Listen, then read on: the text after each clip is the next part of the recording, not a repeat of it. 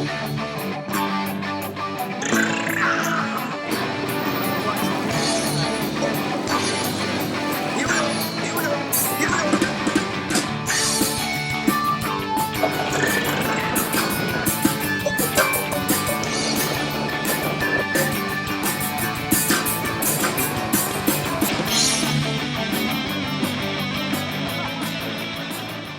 everybody, welcome back to On the Roof. There's just no baseball, and it's a weird place to be. I don't know if I can remember being in this situation. So the best guest that I could possibly come up with to talk about a little baseball, and that is Chicago White Sox pitching coach Don Cooper. Welcome, Don. Welcome, Scotty. Before we get started, I'm just happy to be doing this with you. I know you had a run-in with the virus, and I'm glad you're feeling so much better and up to be able to doing this. I'm glad you're feeling good. I appreciate that. Yeah, it was a real kick in the throat. Just I hope everybody's as careful as you can possibly be. I mean, the mayor of Los Angeles and then de Blasio as well said there may not be concerts or sporting events until 2021. Well, you know what? I tell you what. I don't believe they're experts in this. I'll lean on the experts more often than not, and what they're saying. I'm not sure about that. I have heard that baseball. I think that's smart to a large degree, not getting together until we know it's cool. Yeah. In baseball, I've heard of the possibility of us playing in front of no fans. Well, a couple of years ago when there were riots in Baltimore. You played there, right? I remember the White Sox and Baltimore. We were in town, so I was there, and it was a weird feeling. It wasn't the same in a lot of ways. Yeah, sure. It was baseball. But you're missing the energy of the crowd. So I'm not sure any home game is really going to be a home game if we play in front of no fans. I'm sitting here as a coach. Yeah. Listen, I'm home with my family. I miss baseball. I want to get it started, not till it's safe. But I'm going to sit here and wait until the people that are smarter than me are going to figure out when. I got a bag packed in the other room. I'm sitting in one room. My other room, I got a bag packed. I could grab it, hop on a plane, and be there in a day. Yep. But I'm just going to wait for the call. Like I was saying a minute ago to you in private, for 42 consecutive spring trainings. I've been in spring trainings for 42 years. I have never seen any of the homes that I've lived in and or had this time of the year. So there's something pretty cool about that. Well, listen, you mentioned about 42 years in baseball. I mean, there's not much you haven't seen. I don't know. Just when you think you got something figured out, you better think again in baseball. Are you the most tenured pitching coach in the majors? I believe. Let me tell you that. I think I am, but I will tell you, I'm not 100% sure of that. But what I am 100% sure of, I'm the number one most blessed pitching coach. To be able to do this for as long as I'm doing it. Heck, it's the only thing I've done. Once I was done playing ball, I went right into coaching. So I've been in pro ball since 1978. And with one organization, by the way, right? I mean, that's a phenomenon. As a coach with one organization. I've been with the Chicago White Sox for, I don't know, since 86, I think it is. A long time. And Jerry Reinsdorf is our owner. And if you don't know him, this guy is a prince of a guy. Yeah. And he owns the Chicago Bulls as well. And over the years, I've seen a lot of people having to go look for jobs, getting fired, hired, whatever. That's another part of the blessing is that I've never had to do that. I've been allowed to follow my passion, which is now coaching Chicago White Sox pitching is my passion for the last, 30 years. Jerry's from Brooklyn. He's a big Brooklyn Dodger fan. Okay. But a good man, if you knew him, I can talk to him like I'm talking to you right now. And in what aspect of work, I don't believe that can happen in IBM, where a worker is talking to the head guy and having a conversation like we're having right now. And again, I getting under his umbrella many years ago, 32 years ago, turned out to be a wonderful thing for me. How many managers have you outlasted? Oh, you know what? Let me just think. And good ones, by the way. I think five.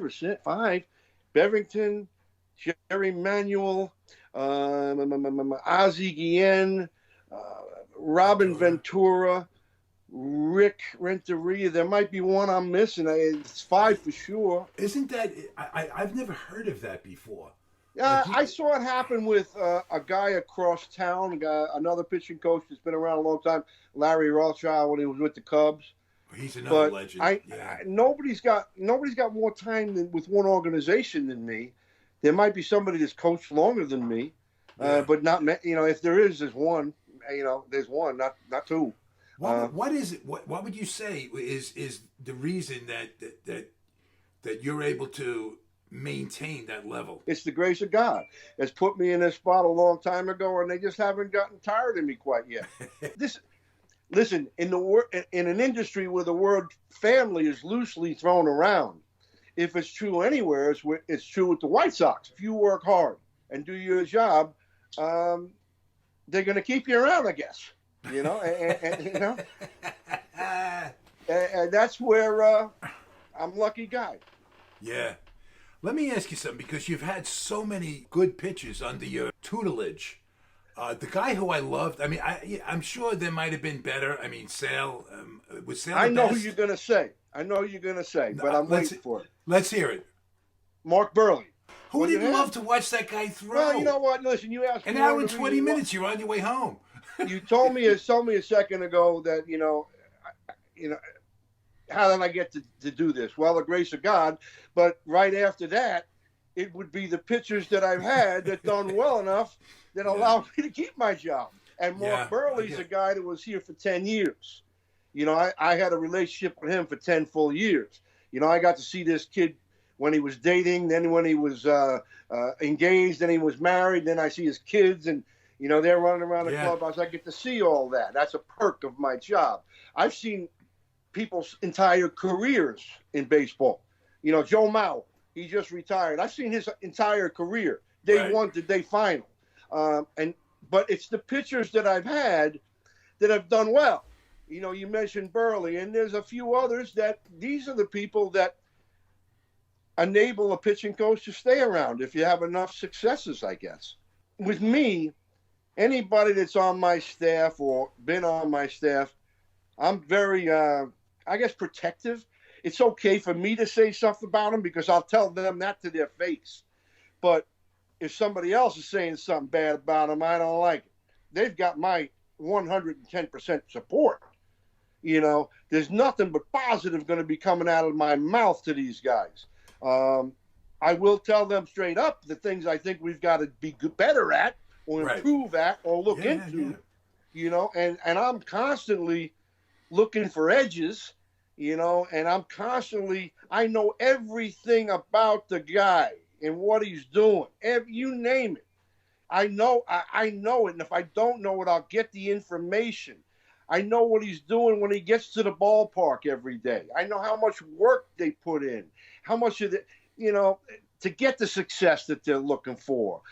So a lot of people just see the game at 7:00. There's stuff going on at 12:30. Sure. That these guys are paying the price to be a professional athlete and trying to be the top of their field. I'm a part of that, but I'm more of a spectator.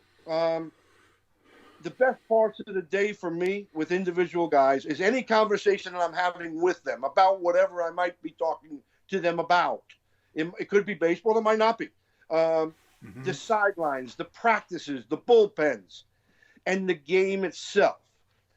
Those are the meat and potatoes for me. Those are my favorite parts of the day.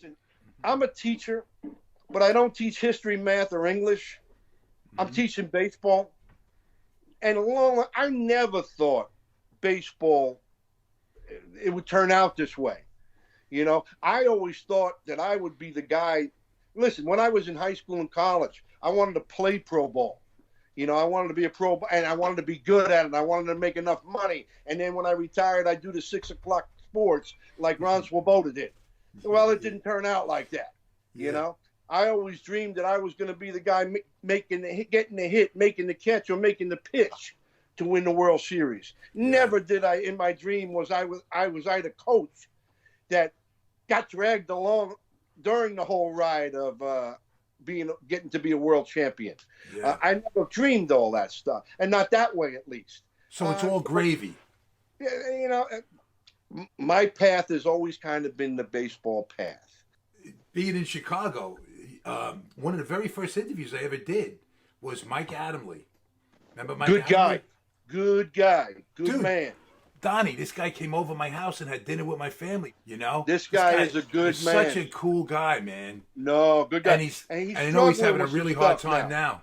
Yeah, he's struggling for some stuff, you know, and I'm wondering, as I hear the story, it's a sad one, if football had anything to do with that. Well, CTE is what he suffered from what I understand. So yeah, but we never really know. But dude, the best.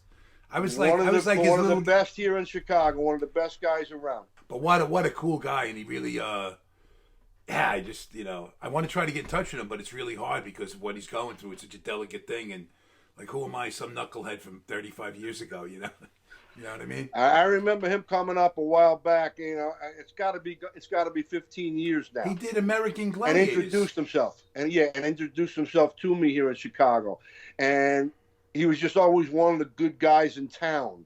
You know, I mentioned a second ago, the fun parts of my job.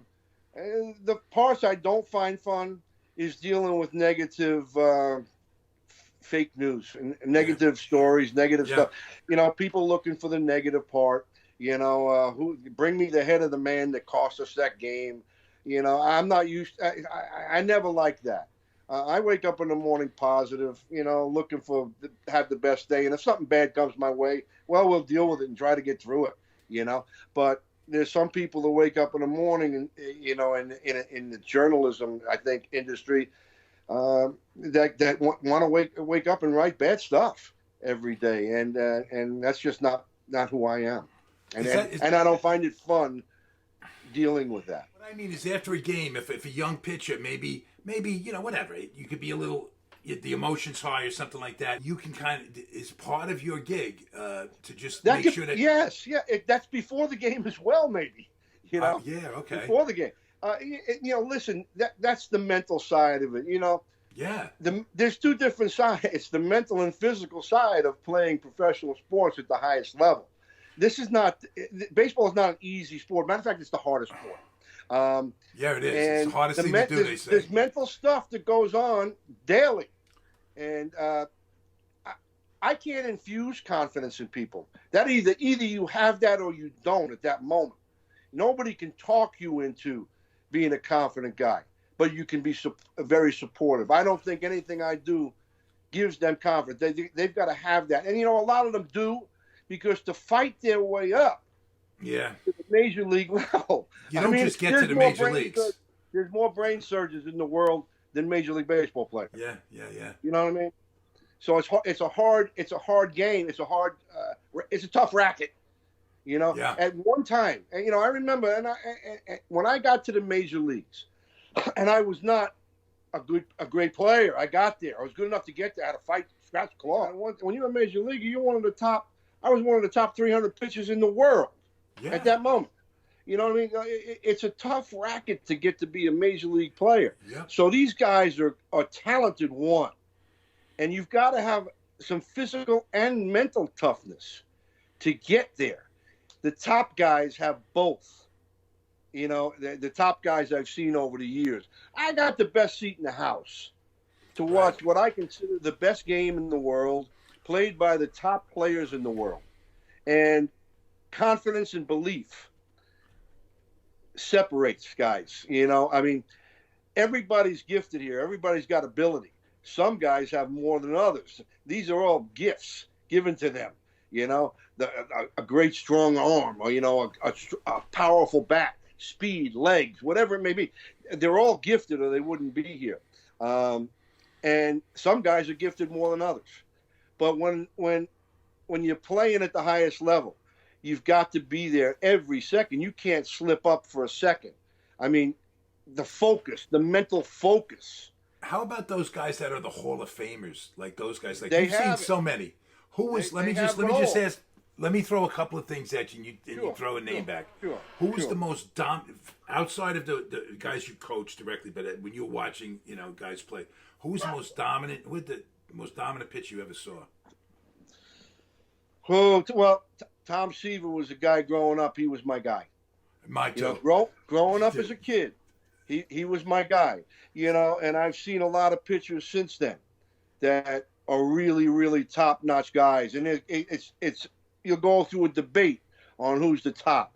Well, Steve Carlton was dang good too. Bob Gibson was dang good.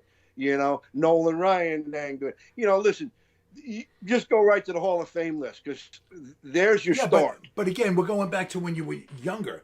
Like as a coach, your perspective is different. So when you see somebody with the nastiest stuff you ever seen, you're going like, all right, okay. From this perspective, it's different, right?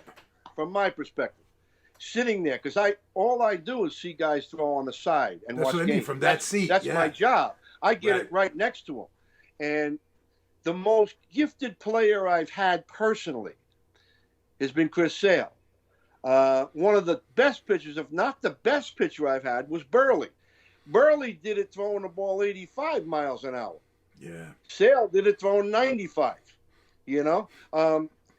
Bartolo Colon, another guy that I've had.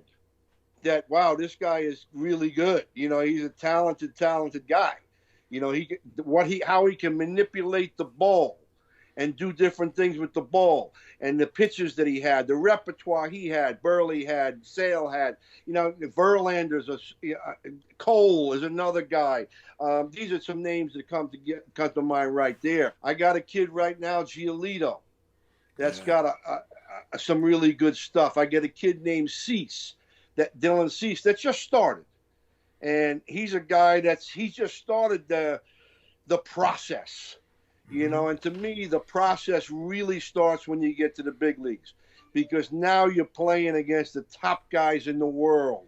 The whole lineup is good. It's not like playing in the minor leagues. And there's going to be ups. There's going to be downs. There's going to be your mental psyche is going to get some blows thrown your way. Your physical.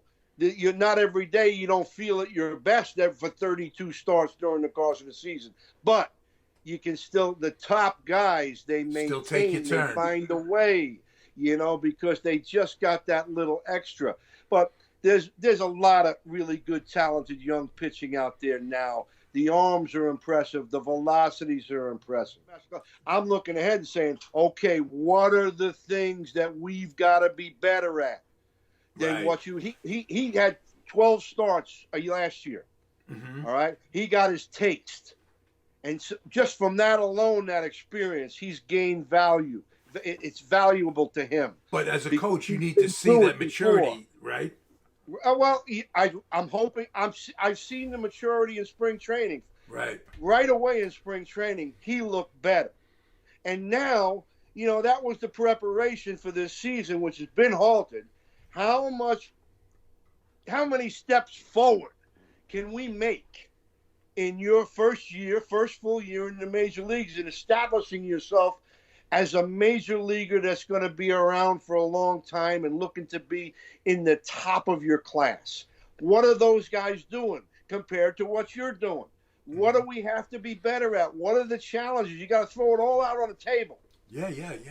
And say, and I'll even name it. What's the number one thing you got to get better at? Then second thing, the third thing. I'm not going with the 10th thing first.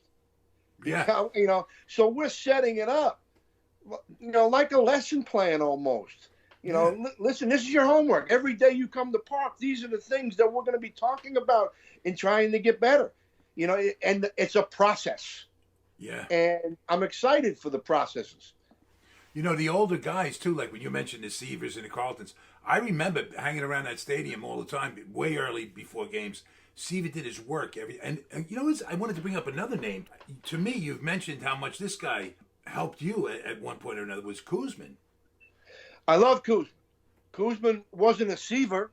No, but you pitched with him. You were on the same staff with him, right, in Minnesota? Quality pitcher growing up with the Mets. I looked up to him.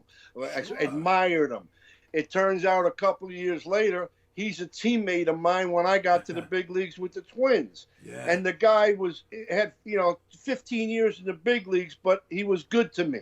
Yeah. He was good to me. We had conversation. It was just good. And I realized he was a really good guy on top of everything, which was just a bonus. But yeah, I used to fool around and saying, when I was a kid growing up in the shadow of Shea Stadium on that little sand hill, I didn't want to be Seaver. I didn't want to be Ryan. I didn't want to be Gentry. I said I wanted to be Coos. But he was a good guy, and I haven't seen him in many years. I think his number's getting retired, if I'm not mistaken. It was supposed to anyway. But he was, let me tell you, a major factor in bringing a world championship to the New York Mets. And in '73 too. I mean, this guy was money. I mean, in big Oh, games. yeah, no question. Listen, you're talking about a team. The Mets were my team growing up. Yeah, I grew up a Met fan because it took one train to get to Shea Stadium. It took two to get to Yankee. But when I got and the Bronx was the Bronx back then. It was a little different. Yeah, and later on, when I was lucky enough to get a chance to play for the Yankees, well, that all changed. Then I played for the New York Yankees. Yeah. And, it was at that time of my life. Heck, I was sleeping in the same bed in the same room I grew up in, and now I'm going out into my car and driving to Yankee Stadium because I was on the Yankees. A proud time. I loved it. Ended way too fast. Again, my path was a different path to where I'm at right now. It was interesting path, I thought, for me. Growing up in New York, getting a chance to play for the Yankees. Again, I grew up a Met fan. And then everywhere I went after that, I was bought, sold, traded, never released. And then right after playing, my college coach from New York Tech in Long Island was Al Goldis, but now he was now the head of the White Sox. And he gave me a call and said, hey, I want you to come and work, be a pitching coach. I told him no the first year because I was still stubborn. I thought I could still get back to the big leagues and play more. And after a year, he called again. And I had some arm problems then. The bottom line for me, I didn't see my window of opportunity was now the size of a rearview mirror. It was time to make a change, and the offer to coaching was there, and it had been there for 2, 3, 4 years prior to that, but I wanted to play. And then I finally took it, and I'm telling you, I'm so glad I did because that's when I got involved with the Chicago White Sox. As fate would have it, probably the best decision you've made, right? Professionally. You know what? I didn't have much else going on right then either, kid. I was just that's done usually playing. when I had played for 11 years. I got some in the major leagues. I got most of it in the minor leagues. After investing that much time into baseball, let me tell you something. The real world ain't opening its arms for you and saying, hey, we got a nice place we've been holding for you. I'd have been a cop, a fireman, or a postal service guy. That's what I'd have been. But the offers to coach were still there, and I took it. I had other offers, but this was the one I took. And, yes, I'm damn glad I made that decision because I haven't had to think about it for the last 33 years of where am I going to work, who am I going to work for. Is there a pitcher that you worked with that you would say, use the term, he outkicked his coverage, like he got a better career, he got more out of his talent than? Is there one guy that kind of stands out, or? You know what? Again, you're describing Burley. Burley, when I first had Mark Burley, and again, he's my go-to guy a lot of times because I've had 10 years with him. No, I haven't had anybody that long. Yeah. When I first had him, he was throwing the ball 88, 89 miles an hour. And every night, at the end of the night, the number on the gun was 88. That's the number you saw most. Now, he might have hit 91. Might have hit 92 for crying out loud. But the number you saw most was 88. And then as the years went on and the innings piled up and the workload piled up, he threw 200 innings for like 12, 13 years in a row. I mean, this guy's a stud. Anybody that can do that, trust me, is a stud. Yeah. And you physically and mentally, because physically just to be able to do that for that many years and that many innings is a testament to you and your work ethic. And you got to be good enough to stay in the game long enough to get those innings. You know, That's right. so he's in every game for a lot of innings. He was a workhorse. And then later, what happened is he started throwing the ball 83 and 84. But he still was effective because it was a seamless transition to go from 88, 89 to 83 because he never relied on velocity. He never relied on pure fastball. He relied on location, movement, and changing speeds. You know, and if I had to name an order, what I would want is I'd want strikes with movement and location, and stuff would be last. Velocity would be last, because even if you can manipulate the ball around at 89 to 91, let's say, but you got to be good at maneuvering it around because it's not going to beat people. Everybody's in love with the guys that can throw 95 and above. I am too. But you still got to be able to pitch and hit those spots and change speeds and have some movement. Burley did it with 83. Yeah. Greg, what's his name from the Maddox. Braves? Maddox. Maddox. Now, see, those guys, like, they were guys back in the day. A lot of guys could do that. They were pitchers, not throwers, they were called, right? But Maddox is a Hall of Famer. Listen, Maddox is a Hall of Famer. Burley's not. But Burley didn't play have all that talent around him either. There's a lot of factors, you know. Well, he only had one world championship. That was one. He had two playoffs.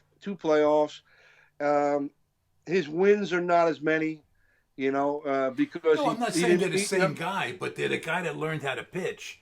Absolutely. And maybe because they didn't have that fastball, that's why. Absolutely, Scotty. Absolutely. Now, guys nowadays, they'd have a tough time getting signed, these guys, because now everybody's looking for velocity, and everybody's seeking velocity and searching for it and working for it,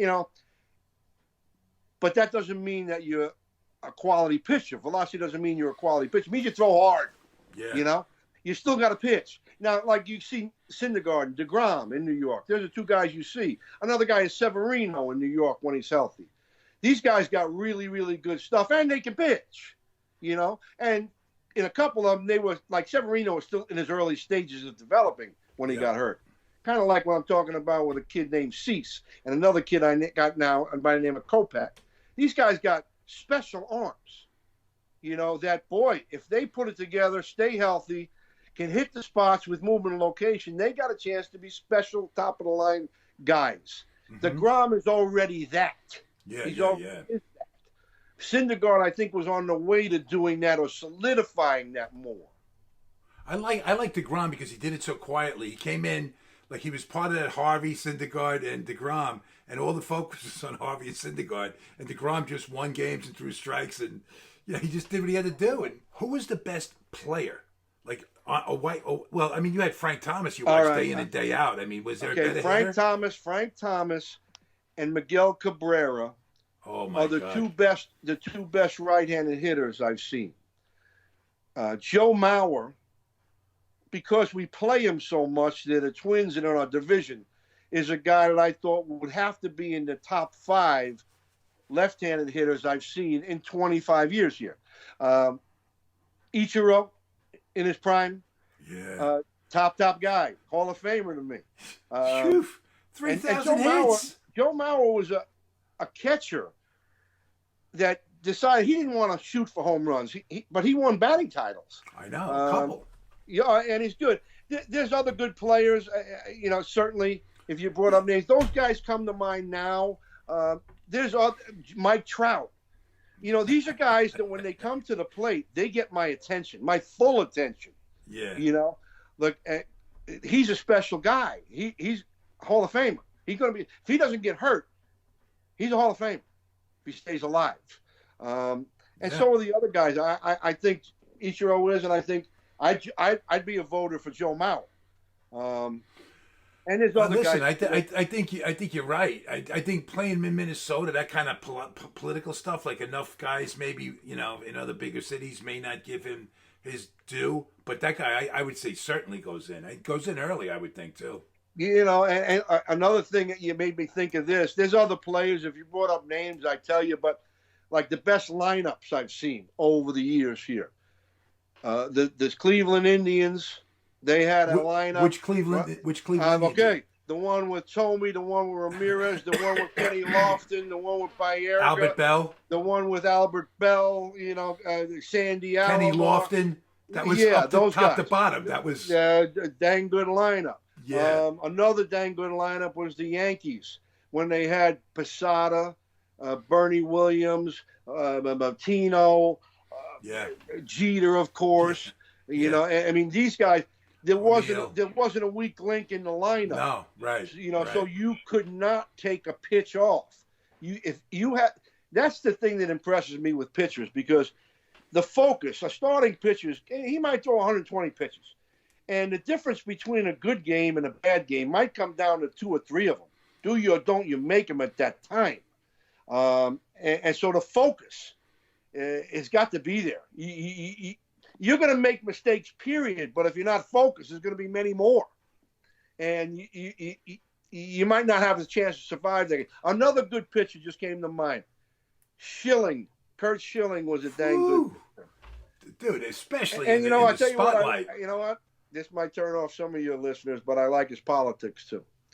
Yeah, let's not get into politics. So let's leave that. I mean, he's got out there and paid a price for speaking it. What he says. Speaking his truth. Whatever his truth is, right? And that's speaking his truth. Well, that's so un-American, isn't it? Yeah, but guess what? Let's go to Ty Cobb. You want to talk about speaking your truth? I mean, Ty Cobb's in the Hall of Fame. Ain't nobody saying nothing about that. Kurt Schilling's scraping to stay on the ballot.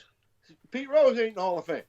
You know what? It blows my mind. This is baseball. Well, I've got opinions on that. My opinion on that, he should be in the Hall of Fame. I agree. Vote him in. It's not for choir boys. A lot of people did some stuff there. Kurt Schilling might have been the most dominant. Well, only because of Pedro and Randy Johnson. But you know what? 2 others you just mentioned that we forgot to mention before. I didn't forget Pedro. I was going there. Well, we just got Pedro and Randy. They're top of the line guys. Yeah, no doubt. But let me tell you something. If you're going up against either one of those 2 guys in their prime, and you're bringing Schilling in his prime, you're feeling okay. Oh, if you're the pitching coach and the manager, you're feeling okay. If you're the hitter, you're probably not. if you're the hitter. Because these guys were bad, man. They brought it. They're the goods. Schilling had a focus too. That was nobody. You weren't breaking that. I mean, so we're talking just baseball and pitching, and how that guy's not garnering more, because people are factoring other shit in it. I don't know. Well, that shouldn't, because he was a dominant guy for his career, and that's kind of what dominance gets you in the Hall of Fame. And going back to Pete Rose, like I said, he should be in. Put him in before he dies, for crying out loud. Murderers get off quicker. They're letting people out of prison now. Listen, I agree, and I don't know anybody. I'm a couple of years younger than you, but from let's say, what was he, a rookie in 64, 65? From that point on, there was a 10, 15-year run there where there wasn't a father teaching his son how to play baseball, or a little league coach who said, "You run to first base like Pete Rose. You do this like Pete Rose." That's right. He was the prototype of how to learn how to have heart. He's got over 4,000 hits. I know. I mean, yeah. He's the hit king. And not only that, I heard there's so many stories that are just hysterical like that. I heard when he was with the Phillies, he should change his shirt every inning so he could sell 9 shirts after the game. He was ahead of his time, is what I'm saying. He was a businessman. Listen, everybody's got to pay a price. I think he paid the price. So do I. Everybody's got. You got to serve somebody. Well, he served it. I agree 1,000%. Let's on a little off that note though. As a pitching coach and a pitcher with the Astros with the stealing signs, if I know what you're going to throw, if I do, what kind of advantage does that give me? See, so you know what I mean? Let me tell you something. It's cheating in its highest form, and they did it through technology, but they were getting the pitches from the TV feed and verbally feeding it down and high technology, and they ended it with the beating of a garbage can. No, it was listen, I don't think, for me, they should have been punished more. Think about it. If you're my dad, and I'm a young pitch. I'm your son, and I'm going to pitch there, and I'm trying to make my way in the big leagues as a 19, 20, 21-year-old kid. And I'm going there, and I get waxed because they know what's coming, and I get shipped out and sent, and I don't get another chance maybe to come up. Egregious cheating. Yeah, I'm glad. I'm glad to hear that. It's a huge advantage, Scotty. Not a I little. know. Yeah. A huge one, because you're talking about top-notch hitters that are already good players with Houston, and now they know what's coming. So much. I don't want to make fun of your question, but it's laughable if anybody thinks that it's not a huge advantage.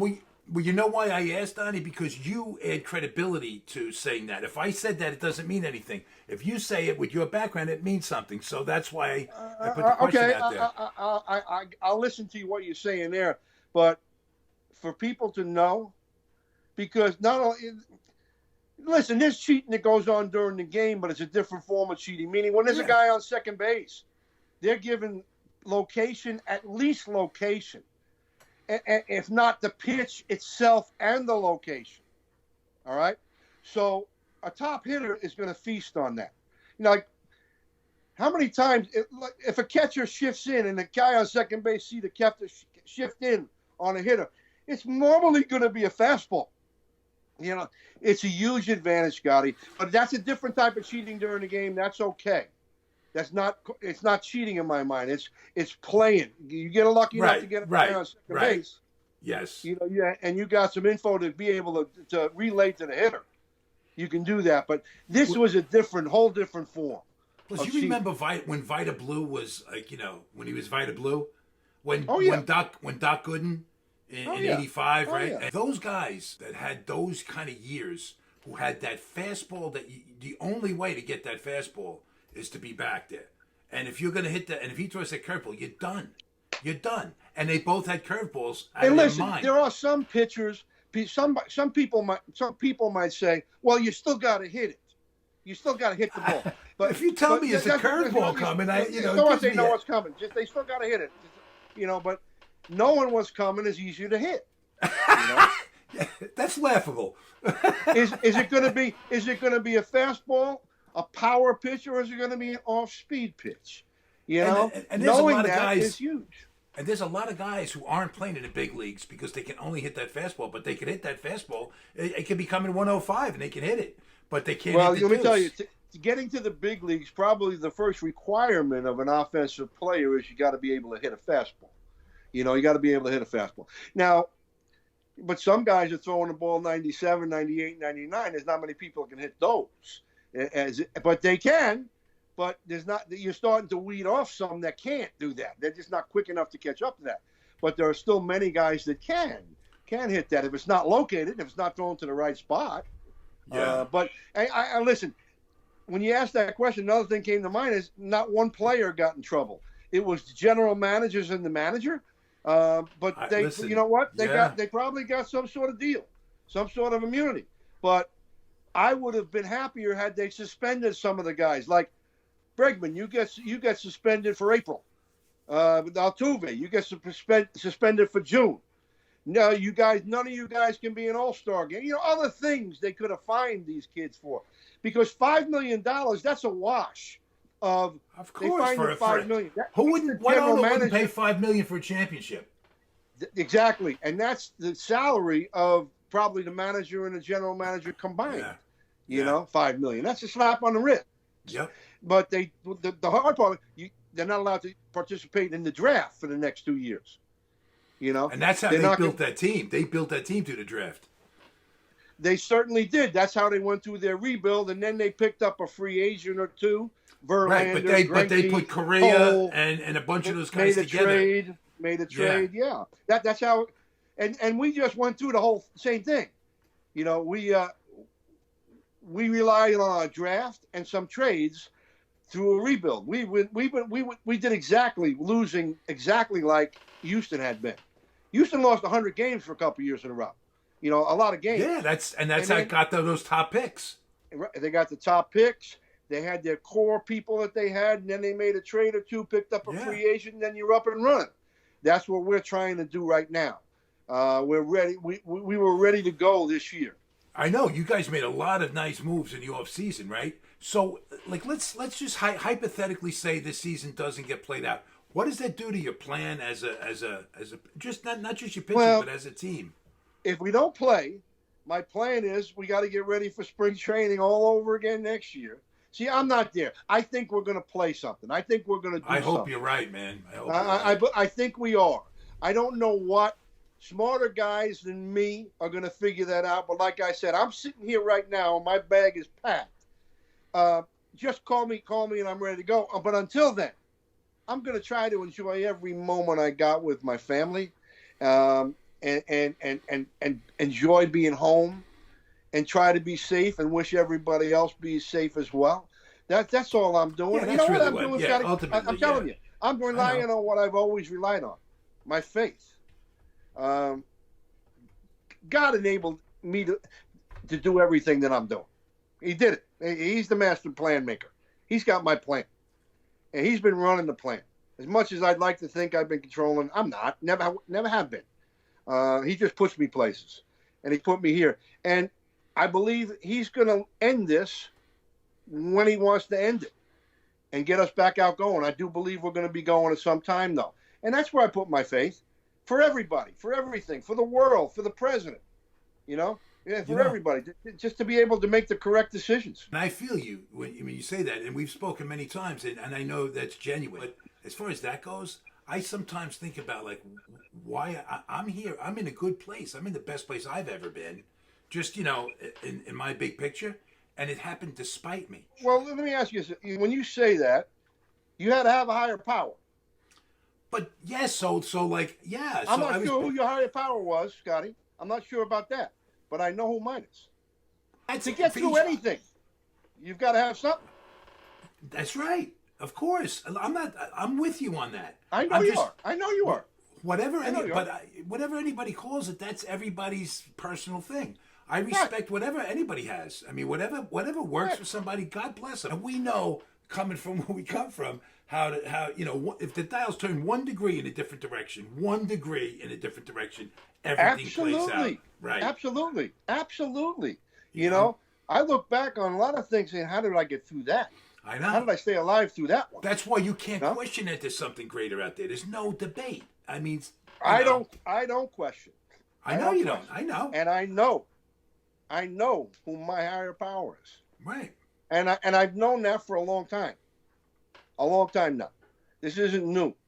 And I speak about it when I have a chance to speak about it because I'd like other people to know. And maybe they'll look into it. And I hope they'd look into it.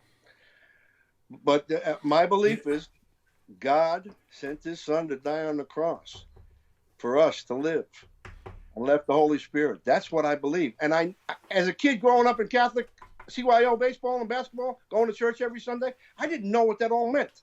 I know. I didn't get it. I didn't get it. It's like an aerobic workout. But you know what? Somewhere I got it. Right. Somewhere I realized it. And the picture becomes the whole reason I'm talking about it is that maybe one person will look into it. Yeah, no, I get it. And that's great. I think that's beautiful.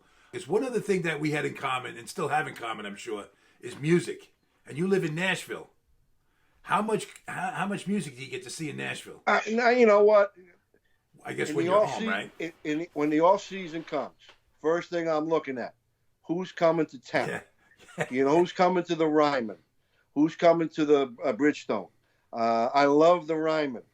I'll see anybody. I mean, I like all different types of music. Mm-hmm. Right. You know, it could be country. I mean, I just put something up on Facebook with Neil Gallagher. Noel Gallagher from Oasis. Noel Gallagher, no, correct. And his brother Liam, right? Yeah. And I just put a song that I loved up there, and when I'm done looking at you, talking to you, I'll probably go back and it's probably going to get a response. It's "Don't Look Back in Anger," and he did it on the Howard Stern show. And there was one angry dude for a long time. A tremendous song.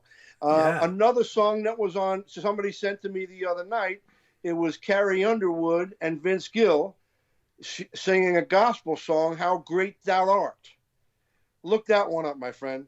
And you want to see talent. This is talent at the highest level. See, I get to see the highest talent of baseball. I like people to see talented people in any area, in any sport, in any field. Yeah. And Carrie Underwood and Vince Gill. Yeah. It's as good as they get. Yeah, that song, nobody could do that song better. It was done so well. So I like all different types of music. You're an Allman Brother guy, so am I. You know, I like a lot of the Allman Brothers stuff. But I love those guys, believe me. But it's so much more vast than just that. But you are much more into the music scene, especially in New York, and especially with the stuff that we grew up with and stayed there than I have been. I've got my music on my iPad and on my phone. Yeah. That when I'm flying on planes, I'm listening to this, that, or the other thing. But I like all forms, all of it. There's a girl, you got to check her out. Her name is Rhiannon Giddens, and she does a lot of her own, like, you know, solo stuff now with, like, maybe what genre is it? It's kind of like Americana, like folkish, but it's listen. I saw her at Prospect Park, and she opened up with a Dolly Parton cover, Patsy Cline cover, and a Bob Dylan cover. And the place was just mesmerized. Let me tell you something. You just hit on something, Scotty, that I'm into as well. I like to see other people, I don't know this gal you're talking about. I will look her up. But I like to see other people do somebody else's songs and cover it. And here's one that I just saw. It was Willie Nelson covering Eddie Vedder and Breathe, Just Breathe. It's Willie Nelson and his son. I love Willie Nelson. I love Willie Nelson. To see other people. I like when Eddie Vedder did Neil Young. Yeah. You know, Hurricane, I think it was he did. He's a big fan of it. Well, Neil Young is like, they call him the godfather of grunge. But you know who Eddie Vedder is really tight with? Is Simon Townsend, Pete's brother from The Who. Okay. They're always collaborating. Yeah. You know, you make me think of New York stuff. When after 9/11 and the benefit concert at the Madison Square, when The Who came on, you know, I had heard that they hadn't played together for 10 years, and they brought the place down. Dude, they rocked. That was star-studded event, and it was The Who. It was The Who and everybody else. Well, you know what, too? We're talking about Hall of Famers in a different arena right now, the music arena. Yeah. They're Hall of Famers, man. And they started rolling off anthem after anthem after anthem, you know, and the energy, and there was so much emotion in that building that night. Absolutely. You're crying just because you're there. Absolutely. Now, I saw that. Wasn't there. Were you there for that? Yeah. Well, you know, geez, I mean, that's special. You know, I wish I could be there, but I can relate to that because it was New York and benefit for everybody there. And the song that they played, Won't Get Fooled Again, I thought was an appropriate one. And again, they hadn't played together in 10 years and still was like, holy cow. It was like 1969, the way the energy they brought. You can't do that if you're not the top of your field. You can't do what they do. You know, you need a little practice or something. You know, let's get together. Mick and Keith played. Mick and Keith. And you know, you're walking out of there going, did you hear the Who? I mean, you know what I'm saying? It's just like that they, you know, sometimes you don't want to say they stole the show, but, you know. Well, listen, all of the people deserve a lot of credit for stepping up at that time and coming out and performing for the benefit of people. I'll tell you something, Donnie. I caught this virus, I think, at this show about celebrating the Allman Brothers 50 years together.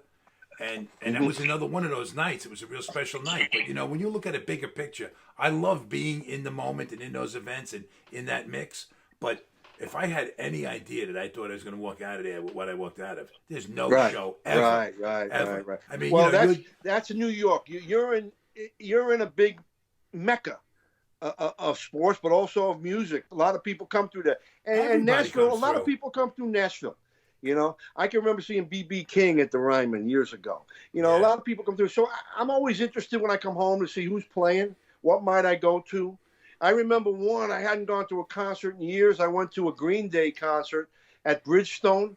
And I'm talking about I hadn't gone to a concert in years. I went to the concerts that you sat there for 3 hours, you were smoking a joint, and you know, lighting your beer. This one here, the Green Day one, I went with my son, who's a very good guitar player. Yeah, he is. And you had to stand up and pump your fist for 3 hours.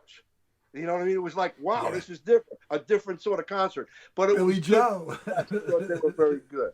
Yeah. No, and it's great to see that go from generation to generation too. Like for you to be able to see your son be into that and be able to feel that same energy that we felt when we that age, it's pretty cool. That's I can remember a lot of shows we saw in New York growing up. Yeah. And you would anywhere else in the country, you're not going to get that chance because they're not coming through. They're coming through there. That's the place they want to play the Garden. They want to play Radio City. They want to be in those places. They want to play Rock Bottom. And back then, New York held even more prestige because the world wasn't global. Like New York really meant a lot more to entertainment and things like that too. So, rocking the Garden or the Bottom Line meant a lot. I remember seeing Jefferson Starship at Radio City. And again, talented people. A lot of talented people we'll talk about here. And I like watching people that have the highest level of talent. I wasn't so much into the Starship, but the Airplane was like, Mm-hmm. So I got a chance to drive two summers ago. I got a chance to drive to Ohio and just spend the day with Yorma. and you know what, dude, the nicest. I mean, and this guy is like. Well, he went to Hot Tuna, didn't he? Yeah, they're still killing it, man. They're 78 years old, 80 years old, both of them, and they're killing it. You got to see them jam. You're like, oh my, it's like a flashback. You know what? If you got ability, I guess it stays with you your whole life. And they're towing the line now. They've been clean and sober in a long time. Their path got them through somehow, right? They're just gentlemen, and for me to be able to just sit there with your man, we're laughing, we're talking like drugs, stories about like the Lone Star Cafe and this and that, and he's so funny, but it's so long ago, and thank God that I'm clean now and for a long enough time to feel like it's over, Mm-hmm. I never say it's over, but I certainly believe, But anyway, I believe that as well. Yeah, I believe that as well. Keep it, yeah. But just to be able to say to him, Yorma, you know what? I just want to shake your hand and say thank you, because when 18 years old, 19 years old, when I thought I had some shit going on, and the angst I was going through, and the disturbance in my head, you know what cooled me out? Hot Tuna. I mean, it just man. And I just want to say thank you for like getting me through some stuff, man, and just it was like such an honor, man, and to be, and again, a class act, a gentleman, I mean, I think a lot of people, and you're making me think of this, like growing up in our time, there was 45s, there were albums, and you had all of the albums and all of the covers, and there wasn't, there was 4 stations, 4 rock stations in New York, right. That's right. And it wasn't a lot of different types of music. It was, but the 4 were the rock that we like to listen to, But you knew the Nightbird, Allison Steele, would be playing you some album sides at night, Nero, I forget that. You remember the names. If you said Scotzo, Mooney, was that one? Scotzo. I remember it was 104.7, right? 102.7. 102.7. 102.7 on your FM dial. This is the Professor Scott Beauty. They had albums. And there was the album covers and the stuff inside the album, the words to the songs inside the albums. It's a funny thing when you talk about going to the Garden and stuff. I was sneaking into the Garden when I was literally like 13. Like I wasn't even out of grammar school yet. And we knew every way in. We knew like multiple ways in. You couldn't stop us. So one night, my brother had this big limo company for a while, and you always get the Sports Illustrated Sportsman of the Year. So he would have a list of all these guys you got to pick up, and he'd let me pick out who I wanted to drive. So I go for Clyde one night. Clyde. I mean, I just want to hang with Clyde. That's my basketball. Come on, Clyde, man. Right? He could steal hubcaps off moving cars. Yep. Yeah, dude. Remember that? That was what they said about him. Willis Reed dragging his leg around. Barnett. I just watched it. Go on YouTube if you want to have a flashback that's beautiful. And it's violent, but it's beautiful. Willis Reed fighting the whole Laker team one night. Knocking guys out, knocking them down, knocking them out. You know what? It's like a 15-second video, but it's like that's Willis Reed, the captain. Remember Willis Reed? Was Will Chamberlain on the Lakers at that time? Was, but he wasn't involved in that scrape. He stayed. Nobody met Willis Reed. You don't get him pissed, man. Willis Reed was Well, small too, that's what 6'9". I'm thinking. If he got pissed, something had to happen. You got to watch this. Like I think it was Leroy Ellis or Rudy LaRusso, one of them, down, broke his jaw. And he broke 2 jaws in one fight. Like, Oh, I gotta remember to look at that when we're done talking. It's literally like a 20-second video. But that was what those guys were. Like if you ever hear them talk about him, it's in such reverence. He's the captain. You know, Clyde will talk about it. I scored 36 that night, 19 assists and triple-double, and I think I could have got the MVP. But when I was talking with Clyde a little bit, you know, driving him, and I mentioned being at a game, he goes, "Come on, man." He goes, "You're not old enough to have been there." I go, "Clyde, let me tell you something. I'm from New York. You might own New York, but I'm from New York. It's a whole different ball." You know, but when we were kids, nothing could stop us, and nobody wanted to stop you. If you're just sneaking into a ball game, what are you doing? You're not hurting nobody. You know what I mean? Like my dad was like straight to the arrow, but he knew I did that every day. He had no problem. He'd drive me there, drop me off. I'll see you later. You know, one night I was supposed to try to get Dick Allen. Remember Dick Allen? Sure. Yeah, he was with the White Sox.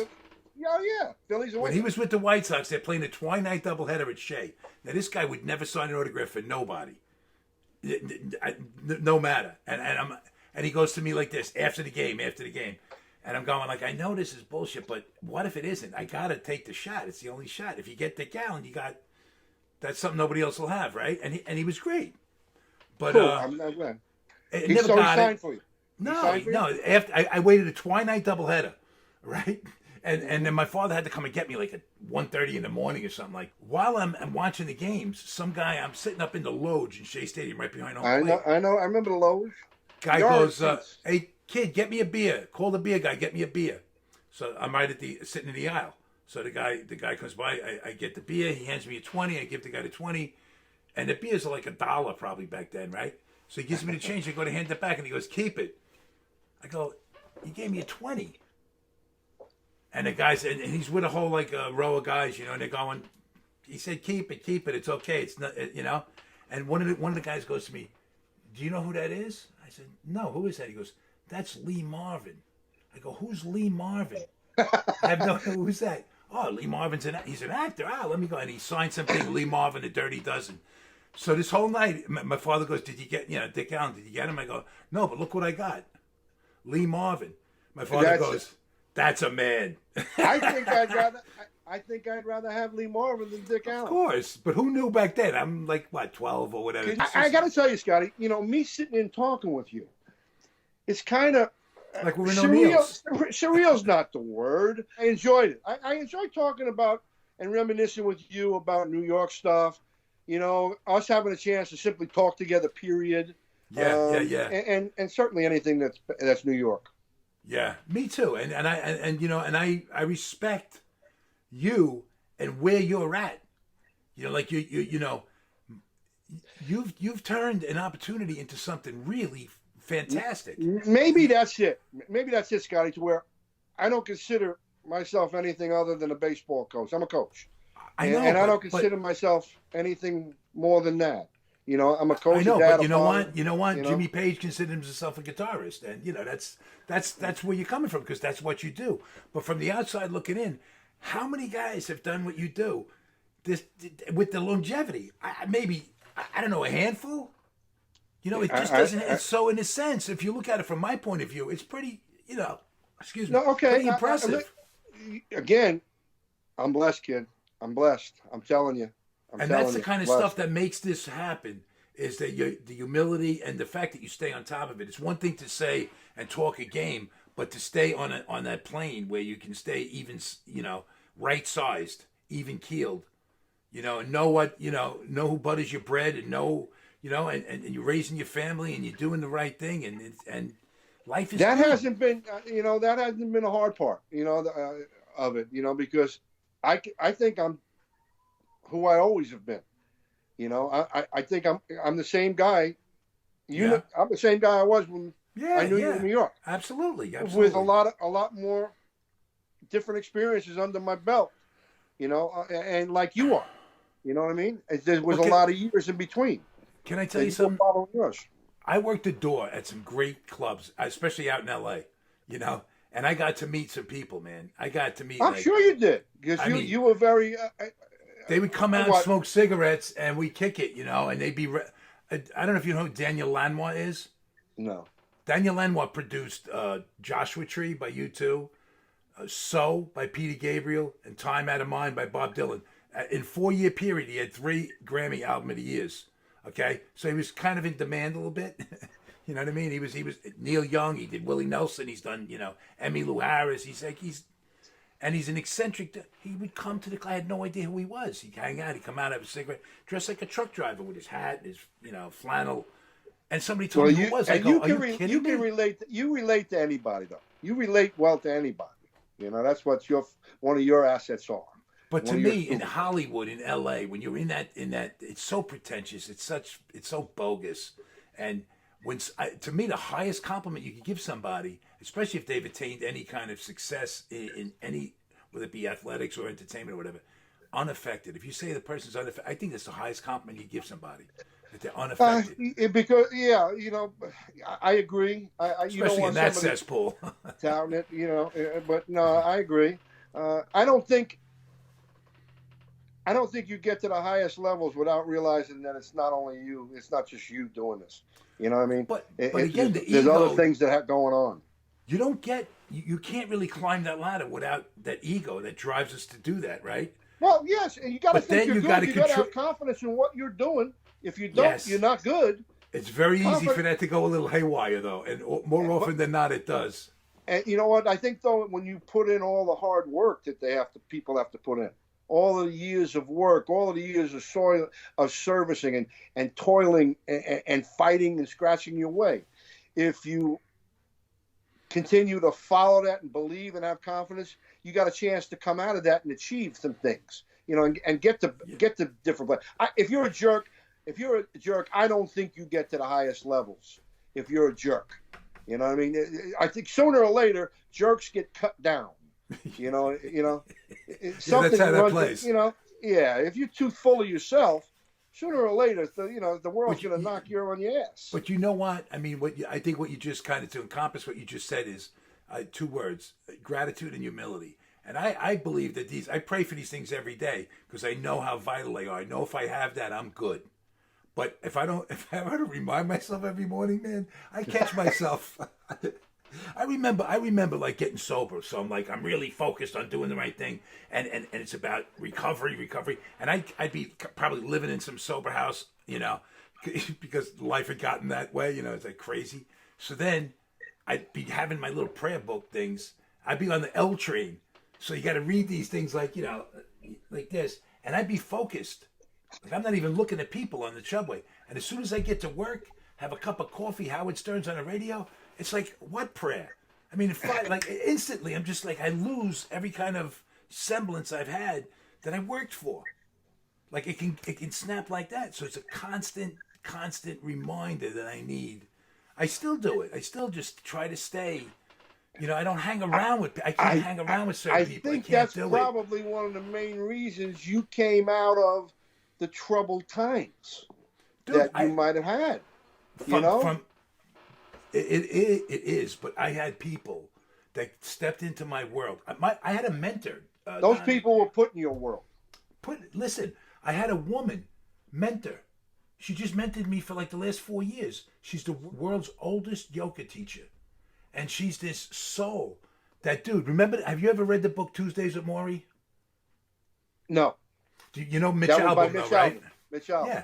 That's like his claim to fame. And it's a great book, by the way. But I would have Tuesdays with Maury every week. I'd bring her lunch every week, and we'd sit down and just have sushi and tea. And dude, I got a master's degree from Harvard. You know what I mean? That's the kind of education I got. Talk to her about depth. Talk to her about real stuff in life. She marched with Gandhi, and she marched with Dr. Martin Luther King. Okay, I mean, you're tapping into their mojo. Yeah, but I'm sitting there in awe, like I'm like her friend. Like I'm doing this story about this little girl, this little Russian girl. I'm doing this documentary on, and she's the one that started the whole thing.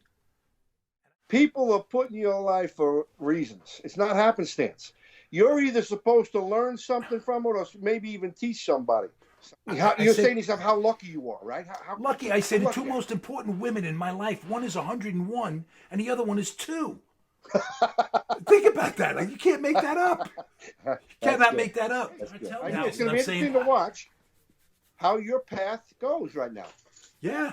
Because I think you're going to. Here's what my belief and my hope and where my head and heart is at. I think you're going to get through. You're going to be strong, and then you're going to be making more steps forward and going in what direction. That's the one I'm going to like to see.